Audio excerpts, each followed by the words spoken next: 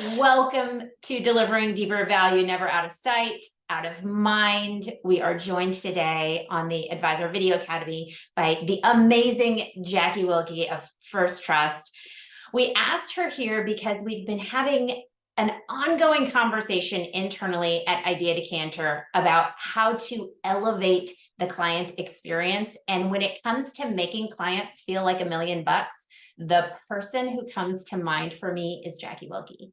And it's probably because she is an avid content creator. If you're not following Jackie on LinkedIn, you absolutely should be. She's an avid content creator, and what she is constantly doing is sharing these best practices, these great ideas that elite teams are putting to work, deploying in their practices. Every time I read one of Jackie's posts, I'm like, wow. And that was another great idea, which is why we asked her here today to share some of those things with you. This is going to be a rather informal version of the Advisor Video Academy. It's more of a conversation with Jackie. And we do invite you to open up your chat and drop in questions if you have them. We can also stop at one point during the way of our 30-minute conversation, and you're welcome to open up your mics as well and ask her questions, because she is like a brain trust of great ideas and great information. For anyone here who doesn't know me, I'm Laura Garfield. I'm co-founder of Idea Decanter, and my other co is here with us too. I'm Sharon. You've probably all seen me inside your little kit shoots one way or another. And Jackie, we are so thrilled to have you here today. We saw Jackie speaking, oh my goodness, on one of the conferences this fall. I felt like it was a back-to-back marathon of conferences. And every word that came out of your mouth was like, I was furiously writing notes, just taking note after note, because everything you said was so impactful. But to start off on a fun, light note, we know Thanksgiving is just around the corner. I've been practicing pies already because my youngest child has developed a love for pumpkin pie. So we are finding the best pumpkin pie recipe for next week. As advisors are thinking about Thanksgiving and gratitude, Jackie, what are some of the ideas that you're sharing with your advisors of how they can roll out those expressions of gratitude around Thanksgiving? Yeah, well, before we get to that, I just want to say thank you for having me. For anyone who's joining us that's not familiar with me, I'm Jackie Wilke. I am at First Trust Portfolios. I'm one of our business development practice management consultants. So I have a really cool job. The reason I have so many great ideas is because I study success. I get to see what individuals and teams across the country, across firms, across channels are doing. So that's where all these amazing ideas come from the elite professionals that I'm fortunate to work with.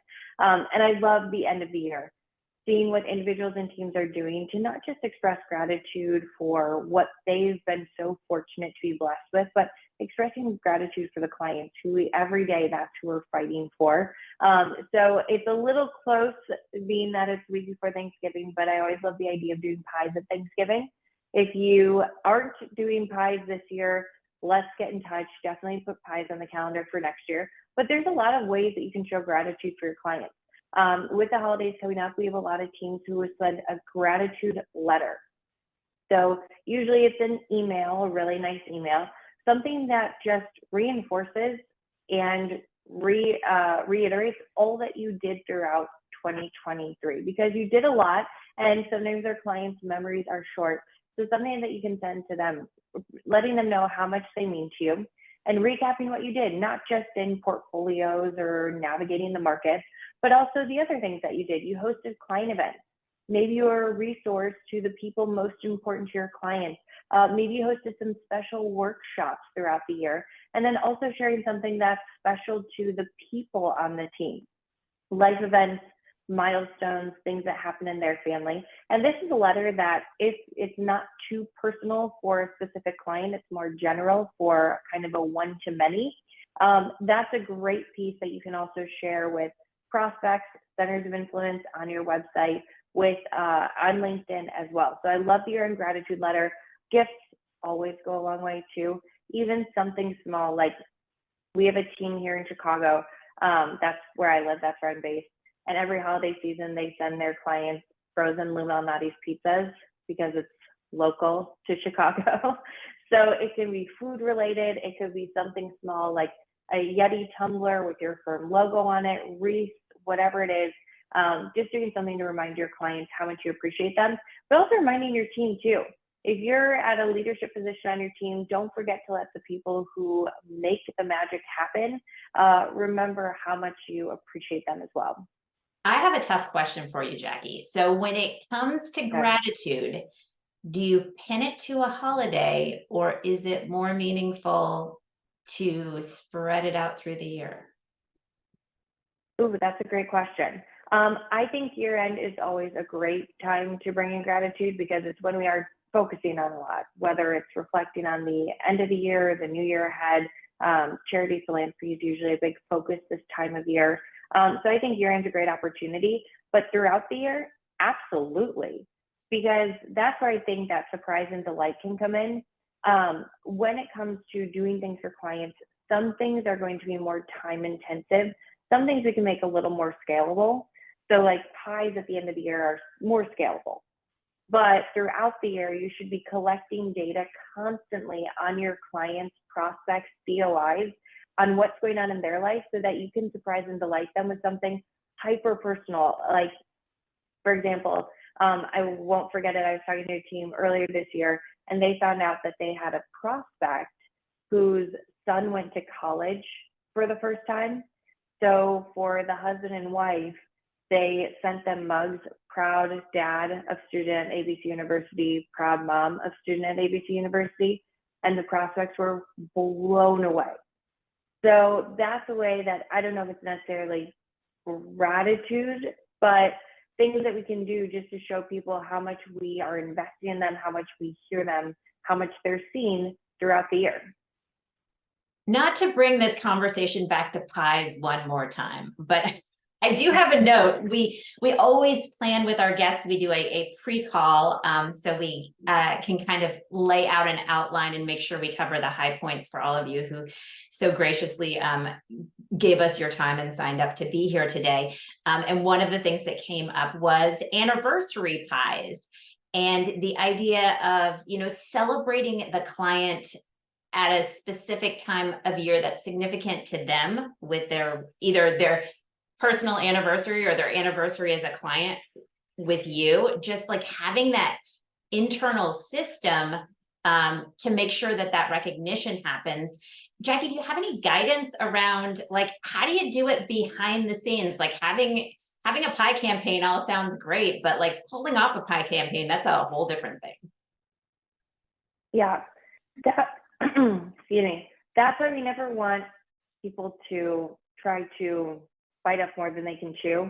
I think we can all agree that consistency is more important than anything. Do one thing really, really well and keep doing it. So that's where I think our team is a great resource, or leveraging partners like yourself. Someone wants to do a special video for a client's anniversary. Maybe it's leveraging a team of experts like yourself to help execute it. So I think part of it is knowing what it is that you want to do, bringing in experts or leveraging resources that can help you execute it, but really being honest with where you're not going to be good at it. So getting your team involved, getting other people involved, and then really giving it your all. Because, I say there are experiences and then there are experiences. We might try to deliver an experience, but when you've had an experience. It's the Disney World, it's the Ritz-Carlton, it's the thing that it's not just kind of thought through, every single detail has been thought through. So I don't know if that really answers the question, but if you're going to do something, just pick one thing, do it really, really well. Think of all the things that have to go into it and leverage partners where you have either blind spots or not the capacity. It's funny that you say on the pie theme, bite off more than you can chew. What that makes me think about is a recent conference we were at where Michael Kitces was speaking, and his entire presentation was about advisor marketing. And one piece of advice he shared really stuck with me. And it was that you shouldn't try to do everything. Don't be like a squirrel and follow every shiny object out there. The secret to marketing success for advisors was to pick one or two things and do them, and not stop doing them after 3 months or 6 months. It's actually sticking to it, and giving it enough time for it to work and for you to learn, and make adjustments as you go with the strategy. Jackie, as you work with teams, have you seen like standout ideas, like one or two things that you notice to be trends across these high performers that they give enough attention to that do continue to work for them? Oh, that's a great question. Because we're kind of at a point in our industry where I think there's been a slow evolution that's been accelerated the last couple of years. I would say one thing that teams are really, really good at, kind of the theme of this, is never being out of sight, out of mind. Communication breakdowns are still one of the number one reasons that investors leave their financial professional. The elite teams that we work with, they're not worried about a communication breakdown because they're consistently engaging with and communicating with clients and prospects. Across the board, I would say that's number one. From there, practice by practice, there might be a thing here, a thing there that a team does really well that they keep doing. But I would say communication, and then how they deliver that communication, it's hybrid. Whenever I give a presentation, I always ask the audience to raise their hand if they have top clients who do not live near them. Everyone raises their hand. I think one of the silver linings out of the last 4 years is that clients don't care so much about where you are, they care about who you are. So having that hybrid approach to communication that's consistent and proactive is the foundational thing that, whether you consider it marketing, client experience, but staying in front of your target audience with valuable content too, not just saying things to say things, right? It actually has to be valuable and relevant. I would say that's number one. I love that idea. And I think a lot of advisors in theory are like, yes, I want to be in front of my clients. But I do think that sometimes people get stuck on what to say. You know, we talk about what to say during a volatile market, but what do you say when you just feel like it's sort of that, like, I have to post, I have to get something out there? Do you have any great topics that you think work for just about everybody, or is it more like you need to really dig deep into being personal and what matters to you? Well, I think digging into what's personal and what matters to you is a great thing to come back to. Every financial professional in this industry is here because they're passionate about what they do. Nobody woke up yesterday saying, I want to be an advisor. That looks super easy. No, this is a noble profession. So if you're looking for a content source, go back to your why. Maybe it's why you've hired certain team members. So you're doing a team spotlight series, highlighting your human capital, not just the expertise that they have, but also why they're amazing people, their hobbies, their interests. Maybe sharing something that you recently did as a team. I always love to see photos on LinkedIn of team outings, education that they did, someone's birthday in the office. But getting back to your values, why your practice is unique, why you're passionate about serving the clients that you serve. So kind of going back to those anecdotal, maybe stories about the clients that you serve, when they came to you, the problems that they had, what was important to them, and how your services and your team were able to provide the solutions that they needed. I don't know if that's that easy of an answer, but content's hard. We were just talking about this before when we were, content, it feels like a full-time job, but it's so worth it. And if you're not sure what to talk about to an individual client or prospect, talk about them. People love to talk about the things that are important to them, the things that light them up. So if you're like, gosh, we really haven't talked to the Smiths in a little bit, go back to your data, go back to your notes. What's been going on in the Smiths' lives? What's important to them? Even just calling them up saying, hey, you're probably heading out for somewhere for Thanksgiving next week. Where are you headed? Are you going to see the grandkids, or are you going to your house in Florida? So if you need a reason to talk to someone individually, talk about them. People love to feel seen and heard. But if you're thinking about more of a broader posting, something that's relevant to you, your why, your team, something that's going on with you. I would put that question back to you. I think that's a great question. What would you guys say? Well, I think we always talk about the WIIFM, the what's in it for me, because frankly, we're all egomaniacs and so are your audience. So really thinking about what matters to them, what's coming up. One of the tips that we give advisors all the time is to keep a running list, whether it's on a notepad or the notes app on your phone, of the interesting things that come up in the conversations that you have with a single client. And when you're looking for content, just go back and look at that list, because there's really value there. Because one client brought it up doesn't mean it's not on a bunch of folks' minds. The other thing that I think can be a major turning point when it comes to coming up with content is trying to shift out of the what do my prospects want to hear mode, because it can feel like it's a disconnect. Like I'm trying to speak to these people and I don't really know who they are, as opposed to flipping the script and thinking about the top of your list, your AAA clients, or however you segment them, and what do they need to hear. So as you create content that gives them that Ritz-Carlton experience, then you're also pushing out content that will attract in other people like that. Because I know, Jackie, you firmly believe that keeping clients is easier than bringing in new ones. Yeah, it's cheaper to keep a client than it is to get a new one. And a big thing that I focus on with financial professionals is family wealth. So, you want to grow, but if every time a client passes away and those assets go to the next gen, who at that point is probably 50 and 60s, if your clients had a nice long life, it's often too late. So it's impossible to grow 10x over here if we have a leaky bucket that we're just breaking even every single time. That's why I think client experience is more important than ever. I think marketing, just like you said, Laura, marketing to and through your existing clients, that's a simple way to grow. You're going to capture greater wallet share from your existing clients, probably go multi-generational, but you're also going to get those referrals and introductions, which we all want.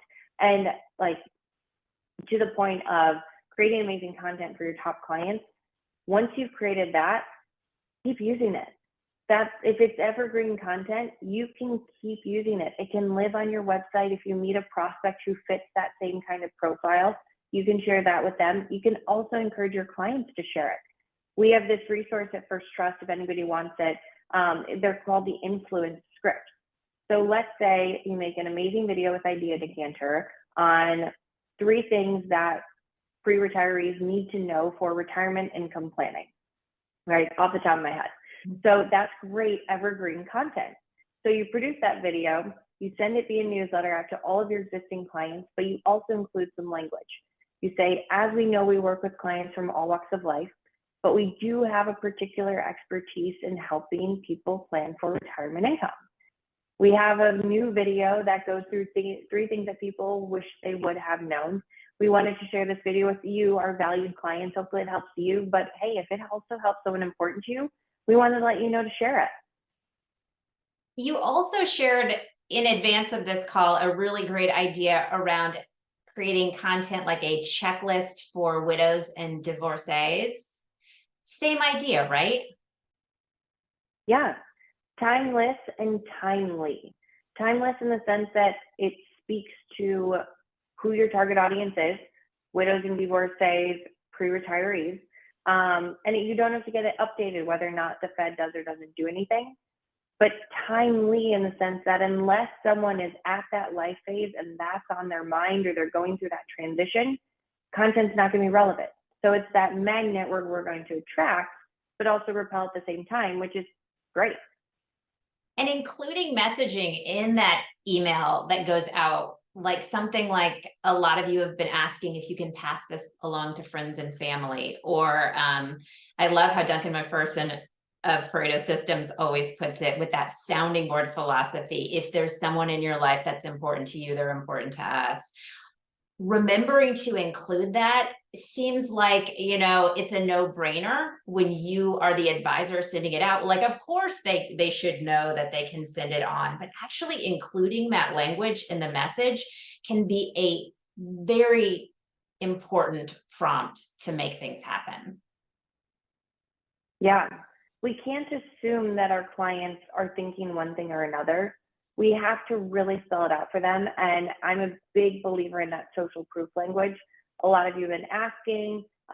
It's a great way to incorporate stories. A lot of our other families, our other clients, a lot of prospects that we've been talking to. So it's a great way to not make it like you're trying to gather something, but more others like you are looking for it. And it can also drive a wedge. Right now, if you're talking to your clients about philanthropy at the end of the year, maybe tax loss harvesting, another great piece of language to add in there is, well, I'm sure you're talking to other financial professionals about this now too. And whether they are or they aren't, doesn't matter. If they are, great. If they're not, you're going to create that wedge where they're going to think, huh, no, they're not. I don't know if they even do that. Because same thing, things in our clients' minds, they go in one ear out the other. You do it for them every year. They expect it. They believe in that value. As Duncan says, sometimes loyalty fatigue sets in. So how do we make sure that your value is constantly being reflected back to them? Little things like that. It doesn't have to be complicated or time consuming, just being strategic and leveraging that behavior and psychology side of things too. From a video standpoint, because Sharon and I are such huge fans of video over here at Idea Decanter, you are a pretty frequent creator of video content. Give us a little bit of a peek into your personal content creation strategy. Why is video an important piece of that? Video, I love video. Like, I cannot advocate enough for video, even if it's a team that they just create their one foundational why video. It's not just our industry. It was Wise Owl that did a study. 97% of marketers use video because it's the most engaging, it's the most differentiated. It can create these amazing benefits to your business, like professional contrast, thought, elevating you as an expert. It can build trust. Like, I'm a huge advocate for video. For me, with creating video, I'll either tie it to maybe something like a conversation that I had with a team that I coach. Sometimes the inspiration comes from my own experiences or things that I see working. Mostly they're things that conversations I have with advisors or things that I see working. But as far as my process goes, I have this running just pages of notes in my phone where I'll just jot something down. Because if I don't jot it down, I won't remember it. And then I'll go back to create a video and I'm like, what am I going to talk about? Like, I don't like creativity isn't something that you can just turn on. If you can, that's amazing. That's a hidden talent. So I would encourage people, just like you said, take notes, keep notes somewhere, whether it was a story, frequently asked questions, a keyword, or something that clients like were surprised by. I was talking to a team recently, $1 billion team, and we were talking about this one process. We have the family phone call, and they mentioned, by the way, this will probably be a video that I do, but they mentioned, like, they were talking to their clients about, yeah, of course we're a resource for your kids. And a couple of their clients said, oh gosh, we didn't think they had enough money to work with you. And so it's just little things that come up in your day-to-day, capture them in the moment so that you don't forget them, and then use that as content inspiration later. And do it in video. Yeah, absolutely. So I want to give everyone here an opportunity to ask a question or comment. We don't want to monopolize all of the fabulous Jackie. Anyone have anything they would like to ask Jackie while we have her here? Nobody? Just unmute your mic. Drop the mic. I'll ask one. Hi, Suzanne. Hi. I know that Instagram is now allowed, for at least for Raymond James. Any thoughts? There are a couple people I follow on different topics that are posting an awful lot on Instagram. And obviously they're not FINRA folks, so they can do a lot more than we can do. But any just thoughts, guidance, if I'm going to jump into Instagram, long-term care is my favorite thing in the world. So I'm trying to do more of that. And so I don't know how to add value, but any thoughts you had? My thoughts on Instagram are kind of like trying any new channel. One, make sure your audience is on that channel.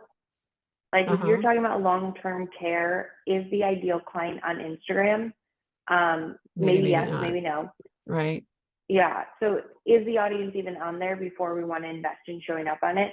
Right. My other thought is it something that you can repurpose content you're already using, or is this going to be a whole nother animal that's going to take away from time and resources where the ROI might not be there? Those are my thoughts on Instagram. I see a lot of folks on there and it looks like they're having a ton of fun on there. But before anyone starts something that takes time and resources, those are my two thoughts. Is it really worth it? Right. Well, and the good news about Instagram is that you don't have to do the reels. You don't have to reconfigure your video to be vertical. You can absolutely put videos that you've already created for your website, for LinkedIn, for any other social media, and put them out on Instagram. You just have to make sure there's a little button that says original format when you upload. Just make sure you click that so it comes up horizontal so that you're not cut off all weird in that video. So if you're looking to test the waters, but you don't want to invest a lot of resources into cutting something that is vertical or square or whatever, you have that opportunity to just use the videos you already have and post them. When it comes to any social platform, whether it's, X or Instagram or TikTok, whatever seems to have the most appeal, social media works when you work it. So pushing out content on a platform where you're not actively engaged is never going to work. It has to be something that if long-term care, if you want to be the person who is speaking to, maybe your audience on Instagram really is speaking to, the kids of the people who need to be thinking about long-term care. Like, have you had this conversation with mom and dad? Great audience, but then you need to be on there actively engaging, not just with other influencers' content to build kind of a community and a following, but when you decide to post content, then you've got people who are then interacting with your stuff and growing your reach there. You got to put in the time, right? That's a great question, Suzanne. And it looks like we're out of time. Jackie, we can't thank you enough for sharing your ideas. We love that you were here with us today, and thanks for doing it.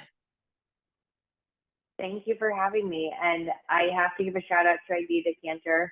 Everyone on here, I'm sure, is already working with them, but if you want some amazing video, you have to use them.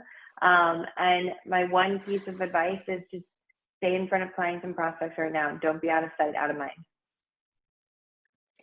And with that in mind, I found this quote from Stan Phelps, who's an author. Customer experience isn't an expense. Managing customer experience bolsters your brand, which I thought was pretty apropos for what we were discussing today.